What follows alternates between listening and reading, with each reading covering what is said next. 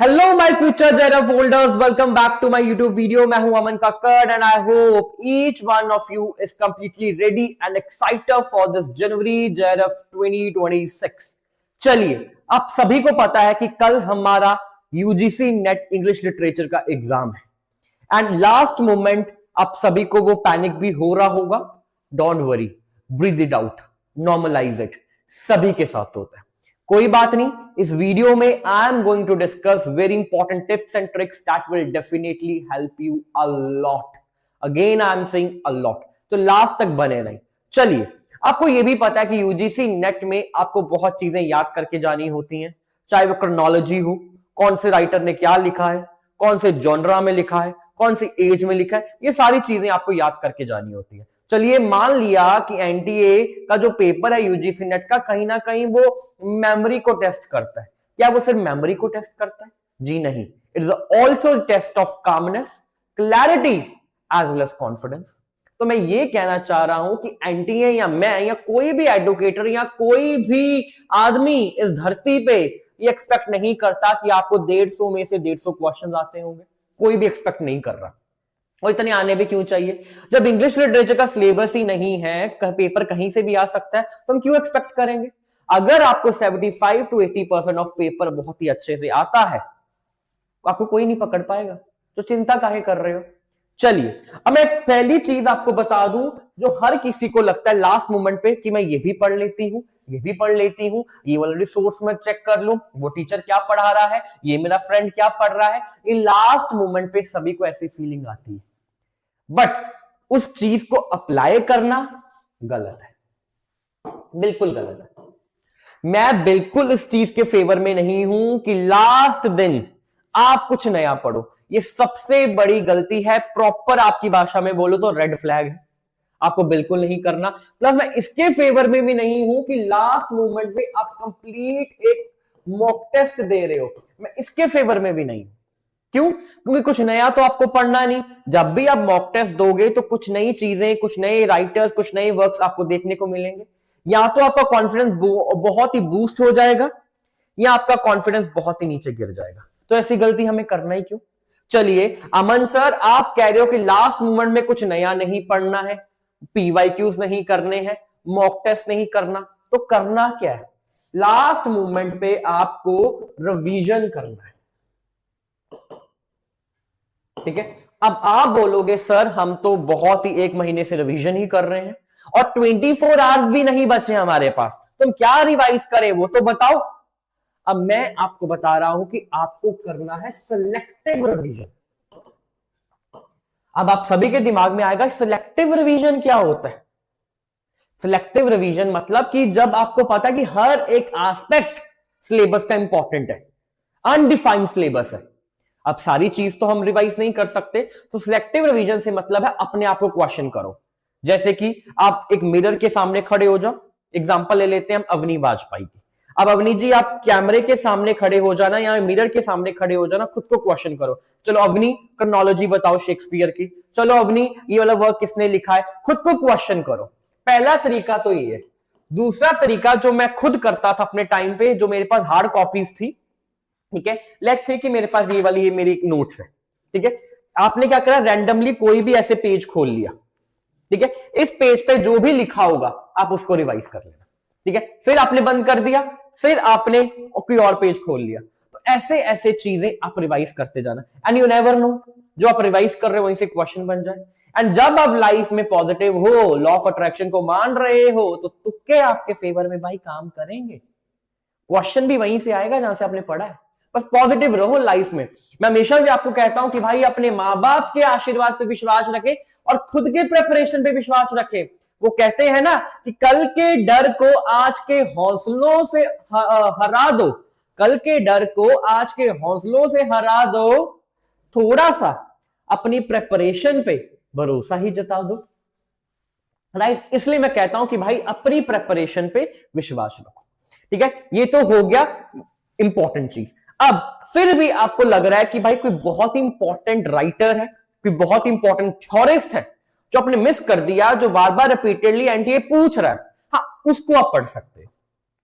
आपको फिर पता है कि मैक्सिमम क्वेश्चंस, अगर मैं अपने यूजीसी नेट पेपर 2 की बात करूं तो आपके क्वेश्चन पेपर में सबसे ज्यादा क्वेश्चंस ब्रिटिश लिटरेचर से होंगे, literary theory and culture study से होंगे। ठीक है, इसका मैराथन मैंने लिया ही है, क्विक रिवीजन आप इसका कर सकते हो, इसमें आप क्रोनोलॉजीज देख सकते हो। एंड एक बहुत ही बच्चों की आदत होती है, हॉल के बाहर जब वो खड़े होते हैं ना एंटर करने के लिए, तो उनको बहुत ही ज्यादा डर लग रहा होता है सिक्योरिटी चेकिंग से पहले। तो उस टाइम पे आप किसी ना किसी से डिस्कशन स्टार्ट कर देते हो। जब डिस्कशन स्टार्ट करते हो तब भी आपका कॉन्फिडेंस गिर जाता है। क्यों? वो सामने वाला बोलेगा, यार तुमने जीन राइस का वो वर्क पढ़ा, तुमने कार्लाइल का वो पढ़ा। लेट्स से कि 1% आपने नहीं पढ़ा, आपका कॉन्फिडेंस वहीं गिर जाएगा कि भाई इसने तो इतना पढ़ लिया, इसने बोली कोटेशन भी याद कर ली, मुझे तो जॉन वेबस्टर की बोली कोटेशन पता ही नहीं, फर्डिनेंड ने क्या बोला है, इसको सब आता है। तो इट्स बेटर हॉल के बाहर जब आप खड़े होंगे, जो आपको पता है कि पेट क्वेश्चंस एनटीए की, जैसे कि थॉमस हार्डी की क्रोनोलॉजी या करेक्टर्स पे सेटिंग पे क्वेश्चन आता है, अब वो पढ़ लो। ठीक है, डिकेंस आप पढ़ लो, ठीक है, जेन ऑस्टन पढ़ लो। ठीक है, हमेशा मैंने बोला है कि समान बशर्दी पे क्वेश्चन आया है। ठीक है, इंडियन एस्थेटिक्स की बात करें, ध्वनि। ठीक है, भारत मुनि का नाट्य शास्त्र के बारे में थोड़ा सा आप देख लीजिए। ठीक है, रेचर्ड ऑफ अर्थ, फ्रांस फैनन, 61 में पब्लिश हुआ है। ठीक है, हु रोड द क्रूसिबल, ऐसे खुद को क्वेश्चन करो, 53 में पब्लिश हुआ है।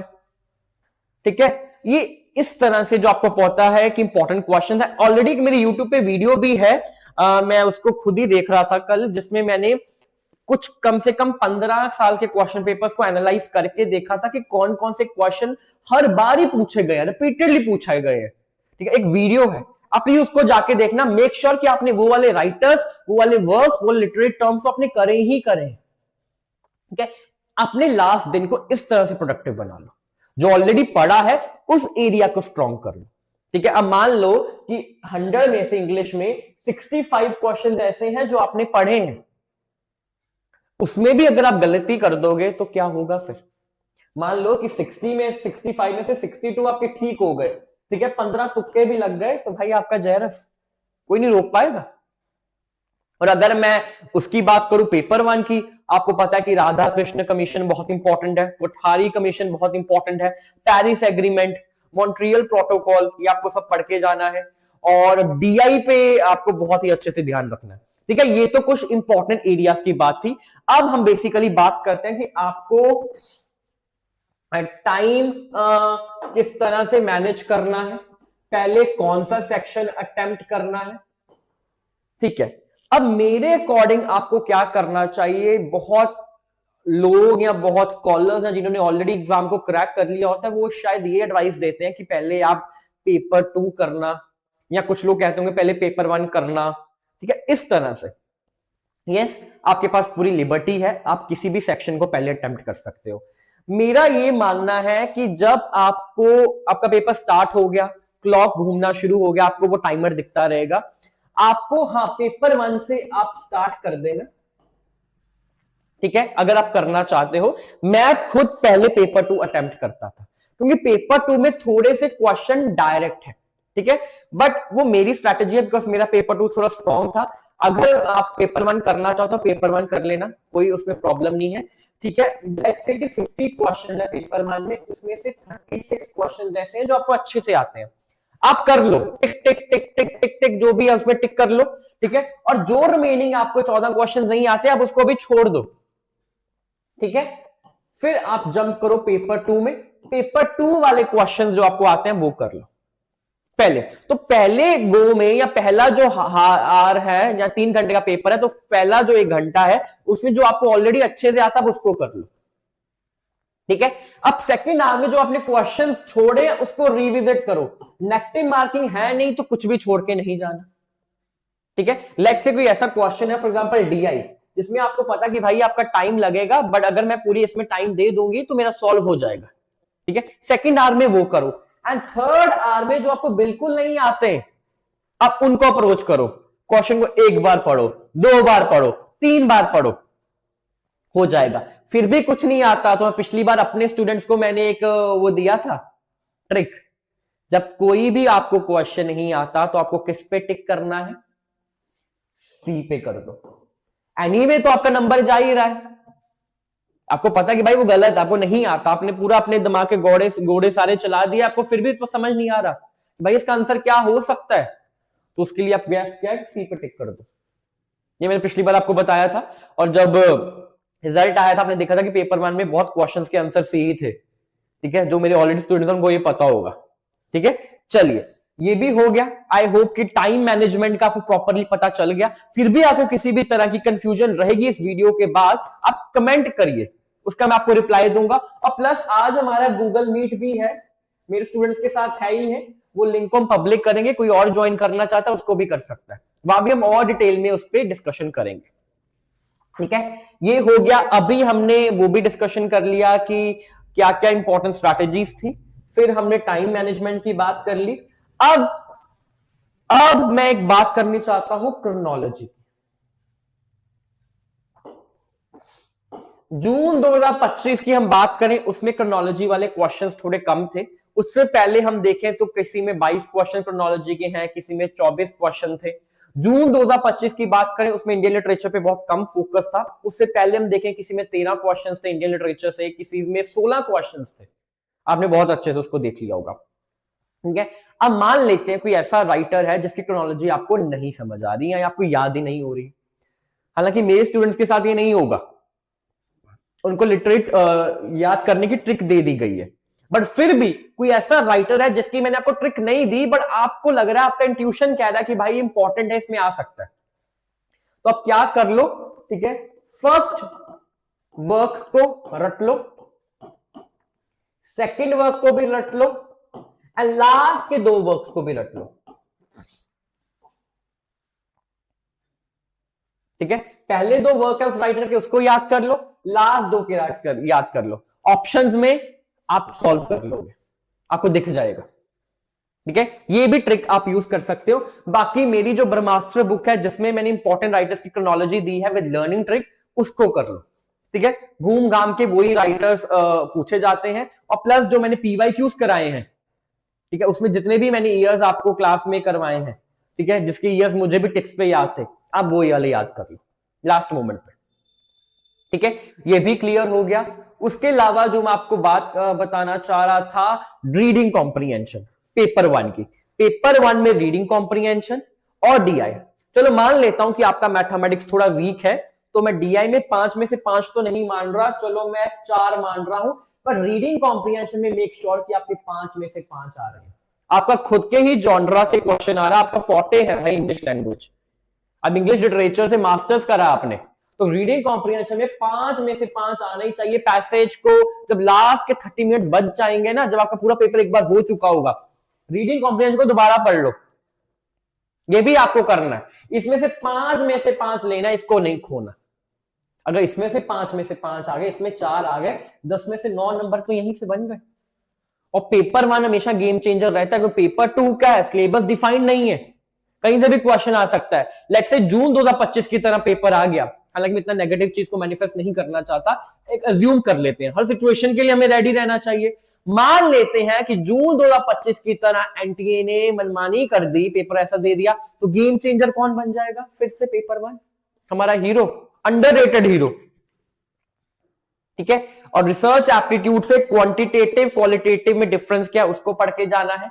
एक्शन रिसर्च क्या है उसको अच्छे से पढ़ लेना, ठीक है। पैरामेट्रिक टेस्ट कौन कौन से है, नॉन पैरामेट्रिक टेस्ट कौन से है, वो अच्छे से पढ़ के जाना है। स्टेप्स ऑफ रिसर्च को अच्छे से पढ़ के जाना है।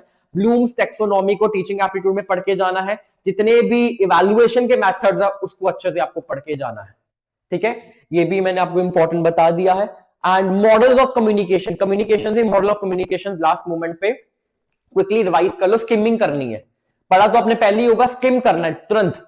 और पेपर 1 के लिए भी वो सिलेक्टिव रिवीजन आप यूज कर सकते हो। एक चीज मुझे और आप सभी को बतानी है, जो मैंने अपने स्टूडेंट्स को भी बताया था, कि आपको लाइट मील लेके जाना है, खाली पेट मत चले जाना। जैसे मेरे साथ प्रॉब्लम होती है, जब भी मेरा कोई भी एग्जाम होता था, चाहे वो मास्टर्स का होता था, चाहे कोई कॉम्पिटिटिव एग्जाम होता था, जब तक एग्जाम हो नहीं जाता था मैं कुछ खा के नहीं जाता था, मेरे पेट में गुड़गुड़ होती रहती थी। ये मत करना। अगर आपका पेट भरा हुआ है या इनफ आपने खाया है तो आपका दिमाग अच्छे से दौड़ेगा। एंड प्लीज पूरे 3 घंटे को यूज कर लेना। मान लेते हैं कि आपका 2.5 घंटे में पेपर हो गया तो आधा घंटा बैठ जाना भाई। अब आप सोचोगे सर बैठ के करूं क्या? क्वेश्चन को बार बार रिवाइज कर लो। जिस क्वेश्चन में आपने तुक्का लगाया उसको बार बार देख लो। कोई पता नहीं, कोई किसी क्वेश्चन को आप इंट्यूटिवली आंसर को चेंज कर दो, वो सही हो जाए। एंड ट्यूशन भी काम करता है बहुत ज्यादा यहां पर। ठीक है, कहते हैं ना कि यार उसके तुक्के चल गए, मेरे तुक्के नहीं चल रहे सर, मैं तो बहुत अनलकी हूं, मेरे साथ तो ऐसा ही होता है हमेशा। भाई उसके तुक्के इसलिए चल रहे हैं क्योंकि वो उसने इनफ टाइम दिया उस क्वेश्चन को, उसने अपनी ट्यूशन से बात करी है, उसको अंदर से आवाज आई है कि भाई इसका आंसर ये हो सकता है।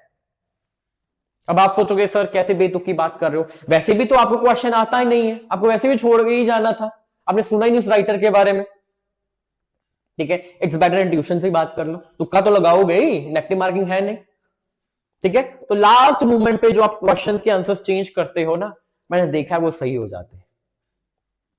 ठीक है, ये भी। और एक तो मैंने आपको बता दिया, लास्ट मोमेंट पे आपको हॉल के अंदर एंटर करने से पहले किसी से डिस्कशन नहीं करना है। डिस्कशन करना है तो खुद से डिस्कशन कर लो, भगवान को याद कर लो, प्रे कर लो।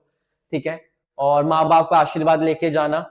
एंड मोस्ट इंपॉर्टेंटली मैंने हमेशा से बोला, इंसान पहले यूजीसी नेट अपने दिमाग में क्लियर करता है, फिर हकीकत में क्लियर करता है। ठीक है, पॉजिटिव सिग्नल देके ही जाना है। मैं मान सकता हूं बहुत डर लगता है, बहुत बहुत बहुत डर लगता है, मुझे वो फीलिंग पता है, पर पॉजिटिव होके जाना है। एंड हॉल से जब बाहर आओगे तब भी दिमाग को यही सिग्नल देना कि भाई मेरा हो जाएगा। 0.001% भी अगर आपको डाउट है तो यूनिवर्स को डाउट है, तो यूनिवर्स आपके फेवर में क्यों कंस्पायर करेगा? अपने बारे में क्यों नेगेटिव बोलते हो? स्टूडेंट्स कह रहे हैं फोन करके सर मेरा नहीं होगा, मैं सब भूल गया, सब भूल गई। क्यों भाई? नेगेटिव बोलने के लिए पूरी दुनिया है, बहुत लोग आपके डाउनफॉल का वेट कर रहे हैं। आप क्यों? आप तो पॉजिटिव रहो। उन लोग जो लोग आपके डाउनफॉल का वेट कर रहे हैं उन लोगों को दिखाने के लिए पढ़ लो। अपने माँ बाप के सपने को पूरा करना है, इसलिए पॉजिटिव रहना है।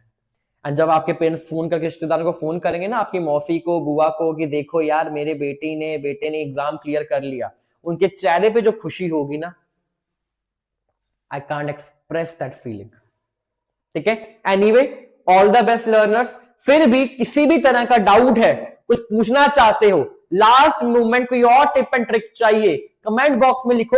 नहीं तो मेरा आज गूगल मीट होने वाला है, ठीक है, अप्रोक्सीमेटली 6 बजे शाम को होगा, या एग्जैक्ट टाइम अभी मैंने डिसाइड नहीं करा है। ठीक है, जो भी उस टाइम होगा आई लेट यू नो, फिर हम आगे चल के उसमें और अच्छे से डिस्कशन कर सकते हैं। ठीक है, all the best and yes, you are going to make it. Again I'm saying you are going to make it. ठीक है, stay positive, all the best. Bye bye learners.